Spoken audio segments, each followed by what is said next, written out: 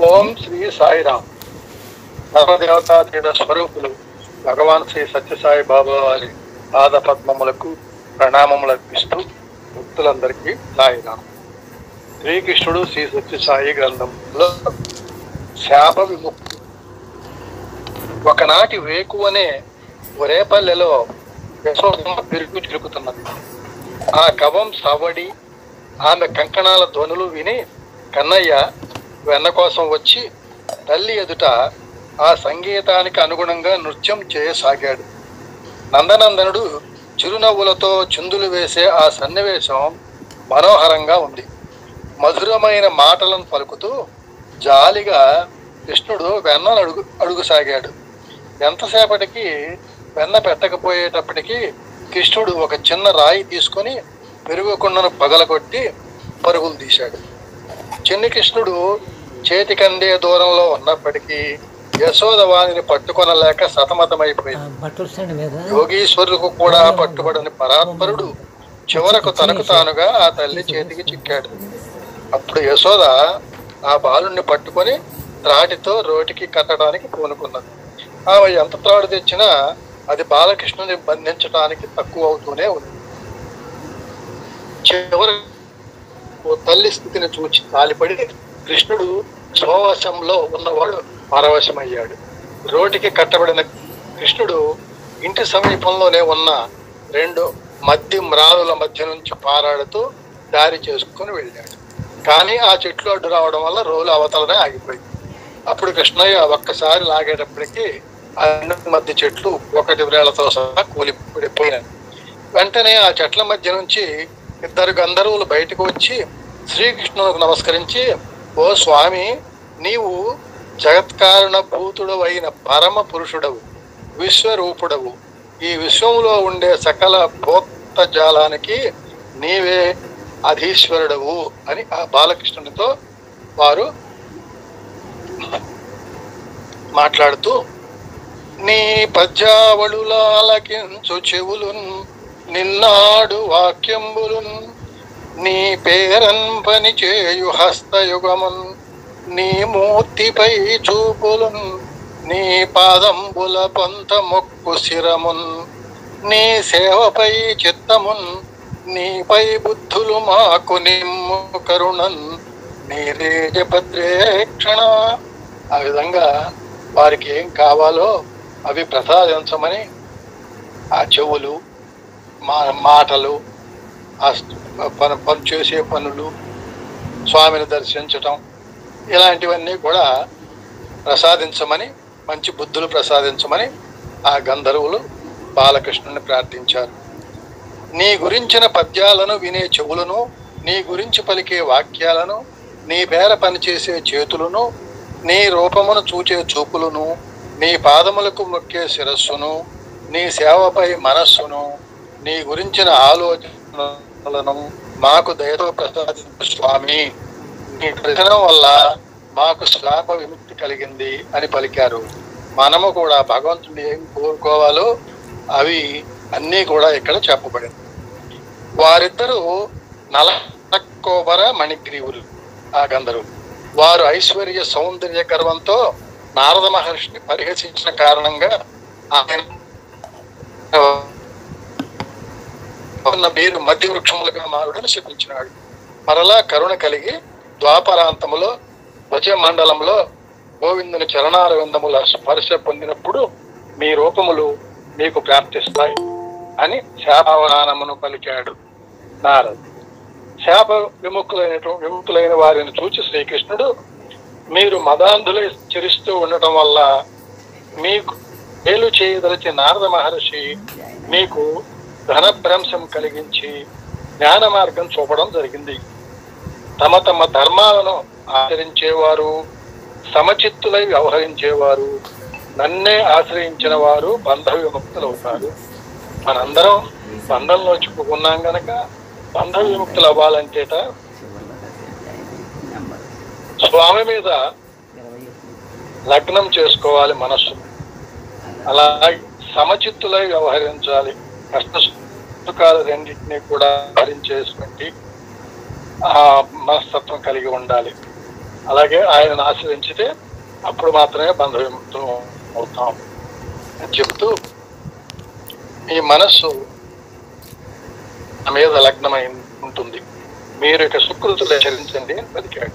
అంతటా ఆ సిద్ధ పురుషులు శ్రీకృష్ణులకు రణమిల్లి గగన మార్గంలో ఉత్తర వైపుకు వెళ్ళిపోయారు.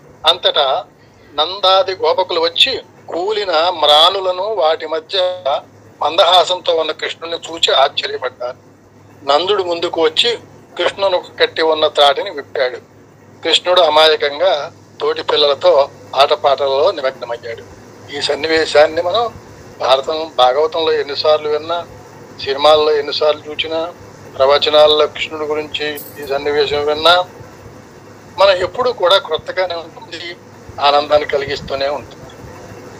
సత్యసాయి అవతారంలో శ్రీమతి కుమారమ్మ సోదరుడు కృష్ణ కుమార్ తెలిపిన విషయాలు ఇవి. ఈ కుమారమ్మ ఎవరో తెలియాలి.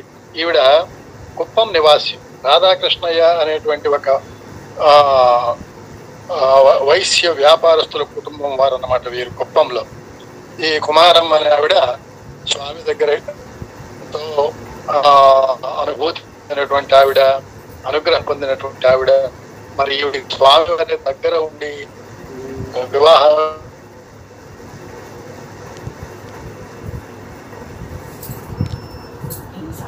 కూడా స్వామే చేశారట త్యాగరాజు కృతులతోటి ఈ కుమారమ్మకు. సో ఈ కుమారమ్మ స్వామి కన్నా ఒక 10-20 సంవత్సరాలు చిన్న ఆవిడ అనమాట నాటి.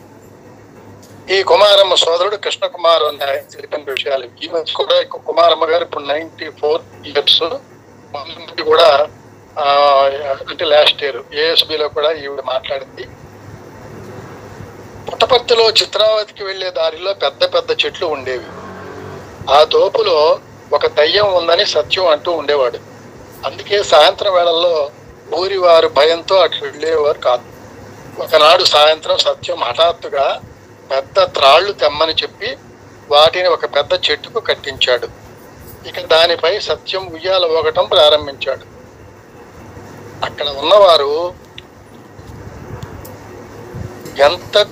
అందరూ ఎంతగా ఊపినా సత్యానికి తృప్తి కలగలేదు.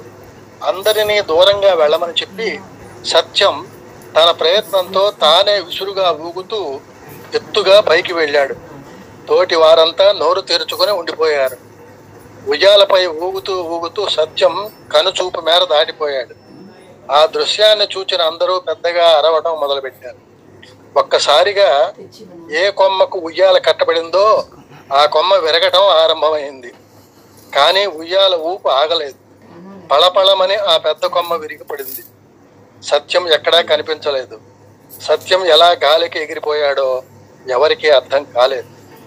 ఆ విరిగిన కొమ్మ చూస్తే అది పెద్ద చెట్టు వలె ఉంది. సత్యం ఏమయ్యాడా అని అందరూ ఎంతో గాబరా పడ్డారు. వారు ఆశ్చర్యంతో ఆ కొమ్మ చుట్టూ చేరుకున్నారు. సత్యం వెనక నుండి నవ్వుకుంటూ వచ్చి, భయపడ్డారా అన్నాడు. అప్పుడు వారి కళ్ళను వారు నమ్మలేకపోయారు. దివ్య బాలుడైన సత్యం చిరునవ్వులు చిందిస్తూ తనకు ఏమీ కానట్టుగా నిశ్చింతగా చూస్తూ గంభీరంగా, ఇందులో ఉన్న రాక్షసికి కాలం గడిచింది, నేటితో శాప విముక్తి చెందింది అన్నాడు అక్కడ ఉన్నటువంటి భక్తులతో. ఒక రోజున బాబా కొందరు భక్తులతో చిత్రావతి ఇసుకలో కూర్చున్నారు. ఆ బృందంలో ఒక మైసూరు సాధువు కూడా ఉన్నారు. స్వామి ఆ సాధువుతో, నీ ముందర ఉన్న ఇసుకను తీసి అందులో ఉన్నది తీసుకో అన్నారు. స్వామి ఆటలు పట్టిస్తున్నారు అనుకొని ఆయన ఊరుకున్నాడు. అప్పుడు స్వామి, తమాషా కాదు, ఆ ఇసుకలో ఉన్నది ఏమి అని తీసి చూడు అన్నారు. ఆయన కొద్దిగా ఇసుకను తీయగానే వ్రేలికి నిప్పులా తగిలింది. ఆ వేడిని ఆయన తట్టుకోలేకపోయాడు. స్వామి నవ్వి అక్కడ నీళ్లు చల్లారు. అప్పుడు చేయి పెడితే మంచుగడ్డలా తగిలింది. అప్పుడు స్వామి ఆ ఇసుకలో నుంచి అద్భుతమైన శివలింగాన్ని తీశారు. స్వామి ఆ లింగాన్ని ఆ సాధువు చేతికిచ్చి పళ్ళెంలో ఉంచమని చెప్పి అందరినీ అక్కడ అభిషేకం చేయమన్నారు. ఇక్కడ ఇలా జరుగుతుండగా ఒక అతను పిచ్చివాడిలా దూరం ఇస్తున్నాడు. ఎవరైనా ఏదైనా తినడానికి ఇస్తారని కూర్చున్నాడు కాదు అని భక్తులు అనుకు. స్వామివారు వారి వంక చూచి ఏదో సైగ చేశారు.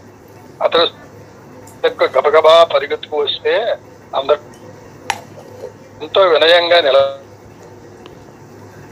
ఇంకా చూచి, ఏమి నీవు అభిషేకం చేస్తావా?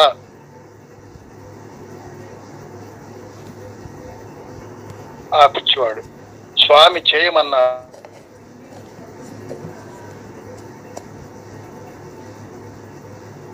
అభిషేకం చేసి ఆ శివలింగానికి సాష్టాంగ నమస్కారం చేసి దానిని తలపై పెట్టుకొని పిచ్చిగా ఎగిరి కొంతసేపు అయ్యాక ఆ శివలింగాన్ని స్వామి పాదాల దగ్గర పెట్టి దానికి కన్నీటితో అభిషేకం చేసి వెళ్ళసాగాడు.